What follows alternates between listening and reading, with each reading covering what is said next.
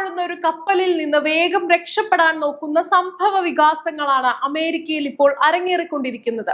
ഏതു സമയവും തകർന്നു പോകുമെന്ന് ഉറപ്പുള്ള ഇറാന്റെ ആക്രമണത്തെ ഭയക്കുന്ന ഒരു അമേരിക്കയാണ് നമുക്കിപ്പോൾ കാണാൻ സാധിക്കുന്നത്. ട്രംപിന്റെ മനസ്സാക്ഷി സൂക്ഷിപ്പുകാരി എന്ന് വിശേഷിക്കപ്പെടുന്ന വൈറ്റ് ഹൗസിന്റെ പ്രസ് സെക്രട്ടറി സ്ഥാനത്തുള്ള കരോലിൻ ലെവിറ്റ് സ്ഥാനമൊഴിയാൻ പോകുന്നു. ഇതാണ് ഏറ്റവും പുതിയ വാർത്ത.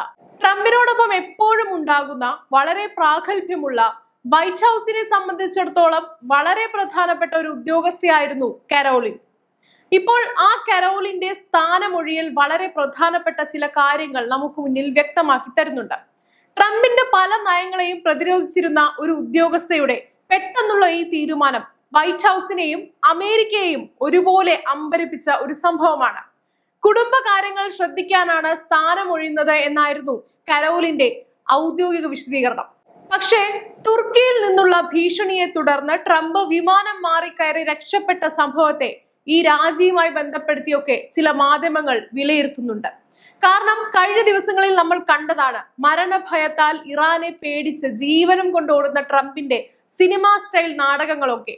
നാറ്റോ ഉച്ചകോടിക്കായി തുർക്കിയിലെ അങ്കാറയിൽ എത്തിയിരുന്ന ട്രംപിന്റെ മടക്കയാത്രയിൽ അമേരിക്കൻ സുരക്ഷാ ഉദ്യോഗസ്ഥർ അതീവ രഹസ്യമായ ഒരു നീക്കം നടത്തിയിരുന്നു.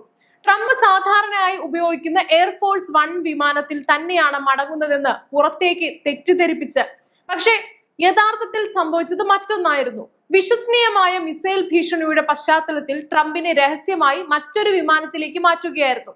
അതേസമയം എയർഫോഴ്സ് 1 മറ്റൊരു ദിശയിലേക്ക് പറന്നു. ഈ എയർഫോഴ്സ് വിമാനത്തിൽ മാധ്യമ പ്രവർത്തകരും മറ്റു ഉദ്യോഗസ്ഥരും ഒക്കെ ഉണ്ടായിരുന്നു.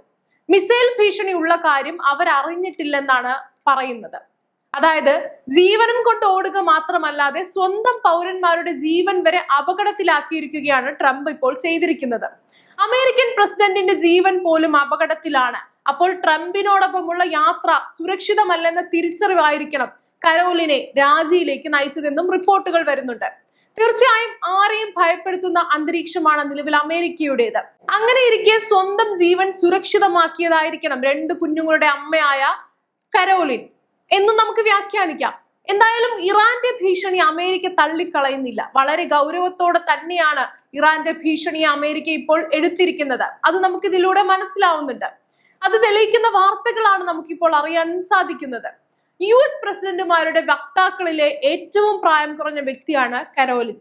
ട്രംപിന്റെ നയങ്ങളെ അനുകൂലിച്ച് മാധ്യമങ്ങൾക്ക് മുന്നിൽ ശക്തിയുക്തം വാദിച്ചും ഇടയ്ക്ക് മാധ്യമങ്ങളോട് തട്ടിക്കയറിയും വലിയ ശ്രദ്ധ നേടിയിരുന്ന വ്യക്തിയാണ് കരോലിൻ.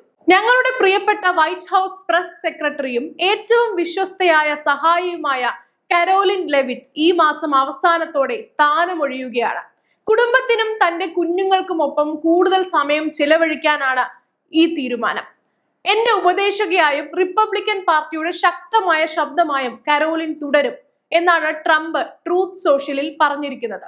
തനിക്ക് 2ാമത്തെ കുഞ്ഞ് പിറന്നതായി മെയ്യിൽ ലെവിറ്റ് അറിയിച്ചിരുന്നു. വൈറ്റ് ഹൗസ് മാധ്യമ പ്രവർത്തകരുടെ വിരുന്നിനിടെ ട്രംപിനു നേരെ വധശ്രമം ഉണ്ടായതിനെ തുടർന്ന് പ്രസവാവധി എടുക്കുന്നത് ലെവിറ്റ് വൈകിപ്പിച്ചതും വലിയ വാർത്തയായിരുന്നു. വൈറ്റ് ഹൗസ് പോഡിയത്തിൽ നിന്ന് US പ്രസിഡന്റിന് വേണ്ടി സംസാരിക്കാനുള്ള അവസരം നൽകിയതിൽ നന്ദിയുണ്ടെന്ന് കരോലിൻ ലെവിറ്റ് പറയുന്നു. അതേസമയം കരോലിന് പകരമായി ആരാകും പ്രസ് സെക്രട്ടറി എന്ന് ട്രംപ് ഇതുവരെയും വെളിപ്പെടുത്തിയിട്ടില്ല. അപ്പോൾ ഈ സംഭവങ്ങളെല്ലാം ഒരുമിച്ച് വായിക്കുമ്പോൾ ഒരു കാര്യം വ്യക്തമാണ്. അമേരിക്കൻ ഭരണകൂടത്തിനുള്ളിൽ ഇപ്പോൾ എല്ലാം സാധാരണ നിലയിലാണെന്ന് പറയാൻ കഴിയില്ല. കരോലിൻ ലെവിറ്റിന്റെ രാജി ഔദ്യോഗികമായി കുടുംബത്തോടൊപ്പം കൂടുതൽ സമയം ചിലവഴിക്കാനുള്ള തീരുമാനമാണെന്ന് പറയുന്നുവെങ്കിലും അതിന് പിന്നിൽ മറ്റെന്തെങ്കിലും രാഷ്ട്രീയമോ സുരക്ഷാ കാരണങ്ങളോ ഉണ്ടോ എന്ന ചർച്ചകൾ സ്വാഭാവികമായും ഉയരുകയാണ്. പ്രത്യേകിച്ച് ട്രംപ് ഭരണകൂടം നേരിടുന്ന ഇറാനിയൻ ഭീഷണിയുടെ പശ്ചാത്തലത്തിൽ ഈ രാജിക്ക് കൂടുതൽ രാഷ്ട്രീയ പ്രാധാന്യം ലഭിക്കുകയാണ്. എന്നാൽ ഇവിടെ ശ്രദ്ധിക്കേണ്ടത് മറ്റൊന്നാണ്.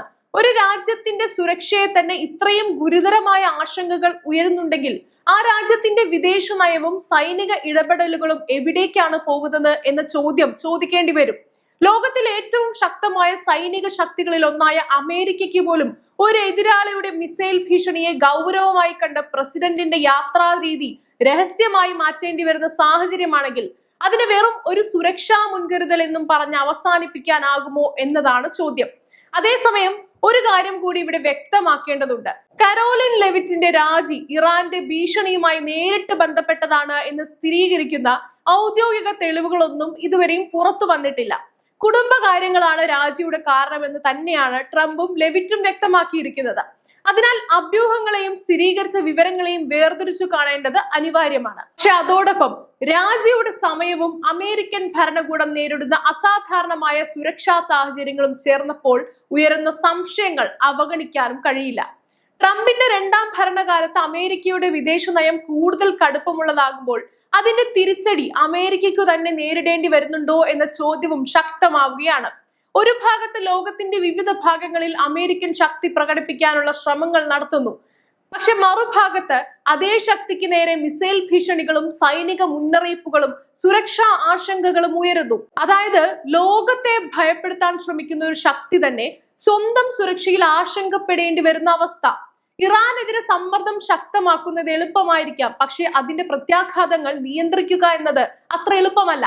ഒരു ആക്രമണത്തിന് മറുപടിയായി മറ്റൊരാക്രമണം, അതിന് പിന്നാലെ കൂടുതൽ ശക്തമായ തിരിച്ചടി. ഇങ്ങനെ ഒരു ഘട്ടത്തിൽ എത്തിച്ചേരുമ്പോൾ അത് അമേരിക്കയും ഇറാനും തമ്മിലുള്ള ഒരു തർക്കം മാത്രമായി നിൽക്കില്ല. പശ്ചിമേഷ്യയും ആഗോള സമ്പദ് വ്യവസ്ഥയും എണ്ണ വിപണിയും കടൽ ഗതാഗതവും പോലും അതിന്റെ ആഘാതം നേരിടേണ്ടി വരും. അതുകൊണ്ട് തന്നെ കരോളിൻ ലെവിറ്റിന്റെ രാജിയെ മാത്രം നോക്കി ഈ കഥ അവസാനിപ്പിക്കാൻ കഴിയില്ല. ഇതൊരു വലിയ രാഷ്ട്രീയ ചിത്രത്തിലെ മറ്റൊരു ചെറിയ ഭാഗം മാത്രമാണ്. ട്രംപ് ഭരണകൂടം മുന്നോട്ട് പോകുന്ന വിദേശ നയത്തിന്റെ ദിശയും ഇറാനുമായുള്ള സംഘർഷം എത്രത്തോളം വഷളാകുന്നു എന്നതും അമേരിക്കൻ ഭരണകൂടത്തിനുള്ളിൽ തന്നെ അതിനെക്കുറിച്ച് എന്തു തരത്തിലുള്ള ആശങ്കകളാണ് ഉയരുന്നത് എന്നതുമാണ് ഇനി നിർണായകം. ഇന്ന് അമേരിക്കയ്ക്ക് മുന്നിലുള്ള ഏറ്റവും വലിയ വെല്ലുവിളി ശത്രുവിനെ ഭയപ്പെടുത്തുക എന്നതല്ല, ശത്രുവിനെ ഭയപ്പെടേണ്ട സാഹചര്യം ഉണ്ടാകാതിരിക്കുക എന്നതാണ്. കാരണം ഒരു രാജ്യത്തിന്റെ യഥാർത്ഥ ശക്തി അതിന്റെ ആയുധ ശേഖരത്തിന്റെ വലുപ്പത്തിൽ മാത്രം അളക്കാനാവില്ല. സ്വന്തം പൗരന്മാർക്ക് സുരക്ഷിതത്വം ഉറപ്പാക്കാനും പ്രതിസന്ധികളെ നിയന്ത്രിക്കാനും യുദ്ധത്തിലേക്ക് പോകാതെ പ്രശ്നങ്ങളെ പരിഹരിക്കാനും കഴിയുന്നതിലാണ് ഒരു രാജ്യത്തിന്റെ യഥാർത്ഥ ശക്തി. അമേരിക്ക ഇപ്പോൾ ഏത് വഴിയാണ് തിരഞ്ഞെടുക്കുന്നത് എന്നതാണ് ലോകം ഉറ്റുനോക്കുന്നത്. കൂടുതൽ സംഘർഷത്തിലേക്കോ അതോ നയതന്ത്രത്തിലേക്കോ, കൂടുതൽ ആക്രമണങ്ങളിലേക്കോ അതോ സമാധാനത്തിലേക്കോ? ഈ ചോദ്യങ്ങൾക്ക് ട്രംപ് ഭരണകൂടം നൽകുന്ന മറുപടി ആയിരിക്കും വരും ദിവസങ്ങളിലെ സംഭവ വികാസങ്ങളെ നിർണയിക്കുക. അതേസമയം കരോളിൻ ലെവിറ്റിന്റെ സ്ഥാനമൊഴിയലിന് പിന്നാലെ യഥാർത്ഥ കാരണം എന്താണെന്നതും അമേരിക്കൻ ഭരണകൂടം നേരിടുന്ന ഇറാനിയൻ ഭീഷണിയുടെ യഥാർത്ഥ വ്യാപ്തി എത്രയാണെന്നതും വരും ദിവസങ്ങളിൽ കൂടുതൽ വ്യക്തമായേക്കാം. ഇപ്പോൾ ഉറപ്പായി പറയാനാകുന്ന ഒരു കാര്യം മാത്രം, അമേരിക്കൻ രാഷ്ട്രീയത്തിൽ വീണ്ടും ഒരു വലിയ ചോദ്യചിഹ്നം ഉയർന്നിരിക്കുകയാണ്.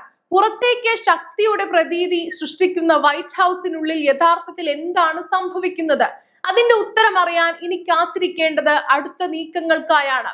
കാരണം ഈ കഥ ഇവിടെ അവസാനിക്കുന്നില്ല. യഥാർത്ഥ കഥ ഇനിയാണ് തുടങ്ങാനിരിക്കുന്നത്.